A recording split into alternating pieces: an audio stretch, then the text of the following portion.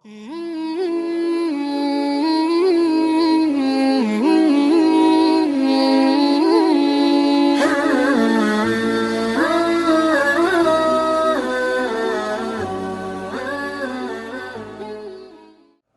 pertanyaan? Marhaba, apa itu? Imam yang hanya memberikan salam sekali, yang kedua juga jarang diserahkan. Lihat kepalanya. Nah, kalau kepalanya gini aja ya, pukulkan sih. Dia kawan. Kalau memang sudah betul-betul sempurna, assalamualaikum warahmatullahi wabarakatuh, jangan lagi begini, ya sudah. Kalau harus lihat kepalanya, karena kita jauh, ya pakai hati saja. Insya Allah, perkiraan, kira-kira udah selesai ini. Nah, baru kita berdiri. Jika nanti ya masih tiba-tiba datang salam, ya itu sudah berasal nama ijtihad sendiri. Insya Allah mudah-mudahan mendapatkan pahala sholat berjamaah secara sempurna. Ini yang masalahnya, dia imam masih salam satu dan belum lagi balik, kepalanya sudah berdiri. Ya ini yakin dia. Dia berbuat ini yakin maksudnya apa? Yakin imam tadi belum menyelesaikan salam yang keduanya. Paham? Ada yang bertanya? Assalamualaikum warahmatullahi wabarakatuh. Siapa yang tanyain? Ada di luar, Ustaz.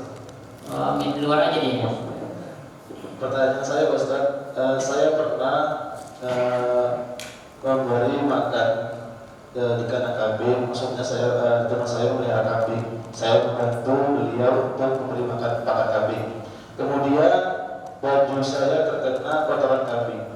Kemudian waktu pas sholat, saya bergegas untuk mengganti pakaian saya. Nah, beliau mengatakan tidak usah ganti pakaian karena kotoran itu sah. Karena karena beliau mengatakan Rasulullah juga pernah sholat di kandang kambing. Bagaimana penjelasan Ustaz? Sholat di kandang kambing, ya, itu hukumnya makruh dengan syarat tempatnya itu bersih daripada najis. Ya, cuman sekitarnya itu memang kandang kambing, tapi tempatnya bersih, najisnya, pakaiannya juga bersih daripada najis, badannya juga bersih daripada najis. Karena tempatnya di kandang kambing luas, Nabi sholat di situ. Nah, ini hukumnya makruh. Sholat di kandang kambing hukumnya makruh. Juga sholat di tempat mazbalah. Mazbalah itu bahasa Arab, artinya tempat sampah. Sampah banyak, tapi ada sebagian tempat yang betul-betul dia bersih daripada najis. Bersihkannya betul, kita yakin bersih daripada tempatnya tempat sampah.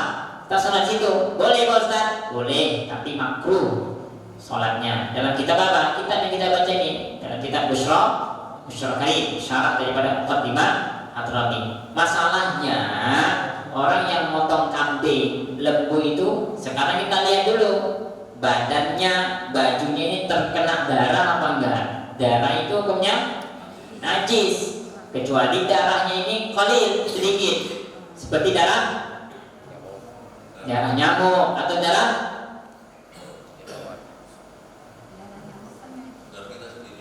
ya darah apa? Darah jerawat. Allahu Akbar. Gini dia keluar darahnya. Ini darahnya dihukumkan sedikit, makfuanku, najis tapi dimaafkan karena diukur ukuran dalam huruf secara umum ini sedikit. Boleh najis tapi dimaafkan. Tapi kalau banyak enggak dimaafkan. Wajib diganti pakaiannya, kemudian badannya pun dibersihkan jika terkena najis, yaitu salah satunya darah kambing. Karena syarat ingat apa tadi syarat? Sebelum melakukan sholat bersih pakaiannya, tempatnya, badannya dari apa? Najis yang tidak dimaafkan. Tapi kalau najis dimaafkan nggak masalah, ya seperti darah nyamuk, jerawat dan sebagainya. Tapi kalau najis yang tidak dimaafkan itu bermasalah. Masalahnya apa? Ya wajar, tak sah sholatnya karena kita sholat membawa najis. Paham? Maka bersihkan pakaiannya, sarungnya, cuci rapi-rapi, bersih laundry, kasih mau Ustaz. Jadi jual. Paham? Nah, yang sama dengan anak kecil. Anak kecil itu anak kecil yang belum dikhitan. yang belum disunat, itu dia suci anak ini suci, dihukumkan suci. Tapi karena itu belum dikhitan burungnya, maka dia ini membawa najis. Ya, jadi kalau ada anak kecil, dia sholat di samping kita, dia belum dikhitan, sah hukumnya, tidak ada masalah. Karena ini namanya masih dikategorikan belum membawa, masih di sebelahnya. Tapi dia tetap suci, anak ini suci, dihukumkan suci. Yang berbahayanya kalau seandainya anak ini meledak di badan kita, naik di pundak kita, kemudian kita lagi duduk, kita bangkit. Yang bangkitnya kita itu, ini namanya membawa najis. Ya, ada satu hadis Rasulullah SAW. Rasul itu sholat sama cucunya Hasan dan Husain. Habis sholat, anak cucu Rasulullah SAW naik di pundak baginda Nabi Muhammad SAW. Kemudian Nabi sholat terus sholat, akhirnya sujud, naik lagi. Yang ini kenapa sah Pak Ustaz? Dalilnya ada. Iya, Hasan Husain radhiyallahu anhuma itu lahir 7 hari lahir di permukaan bumi ini sudah dikhitan. Tapi kalau orang Medan 40 tahun baru dikhitan. Ya Pak. Dan dikhitan. Nah, makanya kalau kita baca kitab kuning ya, kitab apapun itu, kitab Musyrokari, fikih manapun, itu anak yang baru lahir, itu waktu diakekahkan ya, umur 7 ketika hari ke-7 juga dianjurkan sama Rasul untuk dikhitan langsung pada hari ke-7. Jika kita tidak mampu, boleh hari ke-14. Jika tidak mampu hari ke-21 dan seterusnya. Ya, sampai sebelum dia balik. Ya. Bahkan kalau sudah balik boleh diakekahkan. Bahkan sampai tua juga boleh diakekahkan. Tapi jangan diayunkan dan jangan dimarhabankan. Ya kan? Bapaknya wakilkan, ayo, hancur aja. Gawat dunia. Ya, paham ya? Boleh ya. Makanya kalau kita punya anak-anak kecil, punya anak, ya cepat-cepat dihitankan. Ya, anak yang dari kecil itu dihitankan biasanya lebih cerdas. Makanya orang Jawa itu anaknya kecil-kecil sudah dihitankan. Ya, pernah lihat anak bayi dihitan? Pernah nggak? Ada nggak di Medan ini? Di Indonesia ada nggak? Di mana? Kampung Bapak? Ada. Pak Ustadz dulu di Bogor hampir 3 tahun. Situ ada kampung namanya Kampung Cigombong. Nanti cari di Google Kampung Cigombong. Nah di situ Pak Ustadz singgah. Nah ternyata di sana itu anak-anak bayi dikhitan umur 14 hari, 21 hari, 28 hari dikhitan dari kecil. Ternyata kalau hitan kecil tuh habis dihitan ini paginya, malamnya udah baik dia. Nggak nunggu sampai 3 hari 3 malam. Baik. Jadi jangan takut, ada hikmah dari hadis Rasulullah.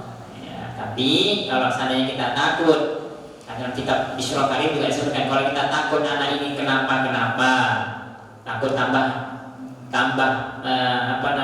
bertambah penyakitnya atau khawatir emaknya, nah, boleh diakhirkan khitamnya. Nah, jangan sampai balik, sebelum balik dikhitankan. Ya, boleh, tidak ada masalah. Ya, begitulah baiknya Rasulullah SAW. Paham Wak? Yang dibuat.